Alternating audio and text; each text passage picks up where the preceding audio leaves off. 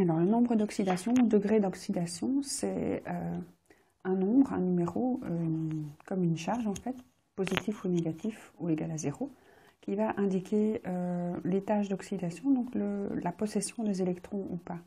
Donc, possession ou non de ces électrons. Et d'autres, en plus ou en moins. Alors, les règles, il y a plusieurs règles. Donc, la somme des NO, donc on peut écrire ça comme ça, des NO d'une molécule ou d'un ion est égale à la charge de la molécule ou de l'ion. Alors, par exemple, si vous avez un corps pur simple, comme Na ou Mg ou Al ou carbone ou oxygène ou azote ou fluor, donc des corps purs simples qui peuvent être moléculaires quand ce sont des non-métaux ou monoatomiques, leur nombre d'oxydation, c'est 0. Donc on écrit ça en dessous entre parenthèses. Donc l'état des corps purs simples neutres, c'est 0. Alors si maintenant vous prenez les mêmes, mais avec une charge, par exemple Na+, il va être égal à la charge, donc c'est plus 1. Le magnésium, il sera 2 plus et il sera plus 2. L'aluminium, il sera 3 plus et il sera plus 3. Le fluor, il sera 1 moins et il sera moins 1. L'oxygène peut-être pas, mais le soufre, moins, il sera moins 2. Et l'azote, c'est rare aussi, mais il sera moins 3 si on lui donne ces 3 charges. Ok, donc les nombres d'oxydation des monoatomes ou des éléments, c'est égal à la charge. Si l'atome est neutre, ben, son nombre d'oxydation c'est 0. Si l'atome est chargé, ce sera sa charge. Alors maintenant, s'il est dans des molécules, on va avoir aussi la somme du nombre d'oxydation qui sera égale à la charge. Alors les autres règles qui peuvent aider, c'est que l'hydrogène dans une molécule, dans un corps pur composé,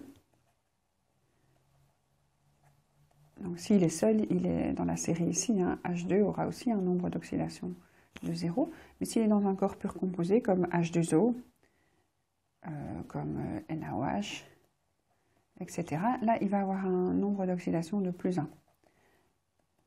Alors, pourquoi cela? Parce que l'hydrogène a une électronégativité assez faible, de 2,1, et donc, dès qu'il va faire des liaisons covalentes, en fait, il sera souvent perdant. Et donc, son électron, on peut considérer que comme il est légèrement déplacé vers les autres molécules, que l'hydrogène apporte une charge partielle positive, qu'on peut considérer qu'il a un nombre d'oxydation de plus 1.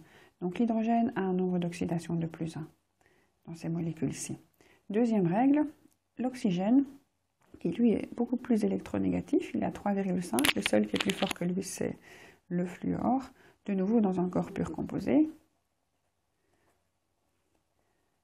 dans tous les corps purs composés, son nombre d'oxydation va être de moins 2. Pourquoi? Parce que l'oxygène, lui, il est de la famille 6, il a 2 électrons, il va faire 2 liaisons covalentes, et lui, il va être gagnant. Et donc, considérer que les électrons sont à lui, et donc être avec 2 électrons en plus, et les électrons étant négatifs, 2 charges négatives en plus, ça fait un nombre d'oxydation de moins 2. Donc ici, vous avez moins 2 pour l'oxygène, moins 2 pour l'oxygène. Alors, si vous faites la somme de ça, 2 fois, parce qu'il y a 2 hydrogènes, 2 fois plus 1, plus moins 2, ça vous fait bien une somme de 0. Et ici, le sodium dans NaOH, il est sous forme Na+, et OH-, et donc vous avez un plus 1, et plus 1, moins 2, plus 1, ça fait bien 0, la charge ici.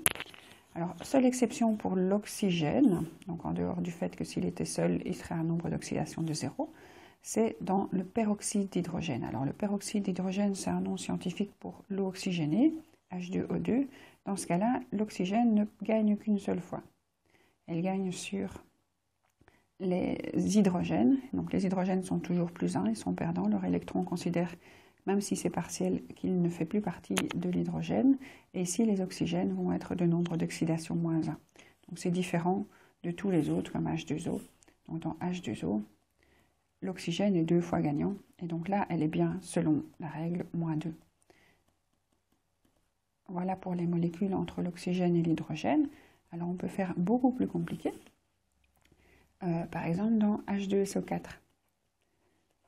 Dans H2SO4, on a l'hydrogène toujours plus 1, l'oxygène toujours moins 2, et donc on a 2 fois plus 1, plus je ne sais pas à l'avance. Le soufre, il a énormément de nombre d'oxydations. On ne sait pas vraiment ce qu'il a perdu ou gagné ici. On pourrait s'amuser à essayer de construire toute sa molécule selon Lewis, mais ce n'est pas facile. Mais en tout cas, on sait qu'il y a 4 fois moins 2. Et on sait que la charge totale est de 0. On a pris ici une molécule neutre. Et donc, ceci c'est moins 8, plus 2. Eh ben pour moi, c'est plus 6. Moins 2. Pardon, plus 2 plus 6 est égal à plus 8.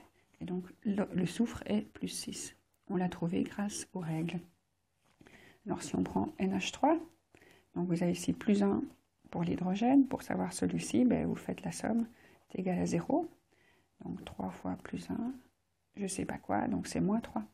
Plus 3 est égal à 0. Donc, la réponse est de moins 3 pour l'azote. OK. Alors, si on prend maintenant des groupements, comme dans... ClO2-, donc le groupement chlorite. Donc dans ce cas-là, la charge totale est égale à moins 1. L'oxygène est toujours à moins 2. Le chlore, je le cherche. Le chlore, de nouveau, peut avoir toute une série. Donc c'est un point d'interrogation.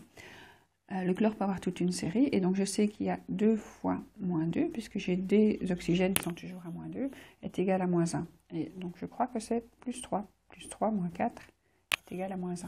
Et donc le chlore dans l'hypochlorite est de plus 3.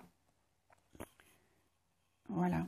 Alors, quand vous avez des groupements avec 2, CR2O7 par exemple, moins, le dichromate, alors vous avez ici la charge est égale à moins 2, vous avez moins 2 pour l'oxygène. Ah oui, en dessous des atomes, on écrit toujours, même s'ils sont là plusieurs fois, le nombre d'oxydations de chaque atome. Donc l'oxygène dans le CrO4, chaque oxygène est à l'étage moins 2. Le chrome, les 2 chromes, je n'en sais rien. Ce que je sais, c'est que 7 fois moins 2 est égal à moins 2. Et ici, j'ai 2 fois, je ne sais pas quoi, je vais l'appeler x. 2 fois x est égal à moins... Enfin, on va y arriver. 2x moins 14 est égal à moins 2. Et donc, je crois que ça fait plus 6. 12 moins 14 est égal à moins 2. Et donc, voilà. Donc, plus 6 pour chacun des chromes. Il est chacun à plus 6, on ne va pas écrire le plus 12, donc on ne va pas additionner, enfin multiplier par 2 le nombre d'oxydations de chaque atome. Voilà, donc ça marche pour tous les groupements, ça marche pour les molécules, les corps purs composés, ça marche aussi pour les molécules organiques. Donc dans les molécules organiques, quand vous avez par exemple l'éthène, donc vous avez plus 1 pour chaque hydrogène, plus 1 pour chaque hydrogène, voilà, et la somme doit faire 0, et vous avez x et encore x, donc ça nous fait 2x plus 4, 4 fois plus 1 est égal à 0, et donc je crois que c'est moins 2 pour chaque x, moins 2, donc moins 2 plus 1, moins 2, pardon, plus 2 fois 1 est égal à 0. Voilà, donc l'étage d'oxydation des carbones. Alors si maintenant on regarde les oxydations selon les structures de Lewis, donc si on regarde par exemple la colonne du sodium, il a un point, un électron disponible, et les 2 possibles pour le sodium, c'est 0 et plus 1. Le magnésium, pareil, il a 2 points. Et donc les seuls étages d'oxydation qu'il peut avoir, ben, c'est l'état 0, et puis celui qui perd ses 2 électrons. Donc les métaux n'ont jamais que 2 étages d'oxydation disponibles. Ils vont vider leur couche ou bien être neutres. Donc étage 0 et plus 3. À partir du carbone, vous avez un atome qui possède 4, enfin toute la famille 4, il possède 4 électrons, et il peut voyager de l'étage d'oxydation plus 4 à l'étage d'oxydation moins 4. Donc ça, il peut perdre et gagner. Donc maximum perd 4 électrons, il peut perdre ces 4 électrons, et au maximum, il peut prendre 4 électrons, donc dire moins 4. Donc le cas où il a pris 4 électrons, c'est dans la molécule de CH4. Et là, il a moins 4. Moins 4 plus 4 est égal. Plus 4 fois plus 1 est égal à 0. C'est comme ça qu'on peut le vérifier. Et dans le CO2, il va être aussi égal à 0. 2 fois moins 2. Et là, il va être plus 4. Plus 4 plus 2 fois moins 2 est égal à 0. Et donc, le carbone peut aller de plus 4 à moins 4. Si vous prenez la famille suivante, donc après les carbonides, c'est les azotides. Les azotides, comme il peut gagner maximum, 3, il va aller jusqu'à moins 3. moins 3. Il va perdre jusqu'à 5 électrons. 1, 2, 3, 4, 5, plus 5. Vous pouvez faire les calculs. Le moins 3, on l'a déjà trouvé dans l'état NH3. Et le plus 5, c'est quand vous mettez un maximum d'oxygène. Le nitrate. Si vous calculez, vous verrez que c'est plus 5. Dans la famille du soufre, vous pouvez aller jusqu'à quelqu'un qui perd 6 électrons. Et là, c'est celui qui a le maximum d'oxygène, du sulfate 2-. Et vous pouvez aussi gagner 2 électrons, donc comme par exemple dans l'acide sulfhydrique, là il est à -2. Et si vous prenez le chlore, la dernière famille, les 7, là vous pouvez aller de plus 7, ClO4-. Vous verrez que c'est plus 7, on a fait le ClO2-. Et il peut aussi être -1 dans HCl, ou dans Cl-, il va être -1. Voilà, donc comme ça vous avez les limites des nombres d'oxydation par famille. Et vous voyez que ça varie selon les familles. Et vous avez aussi le calcul des différents nombres d'oxydation.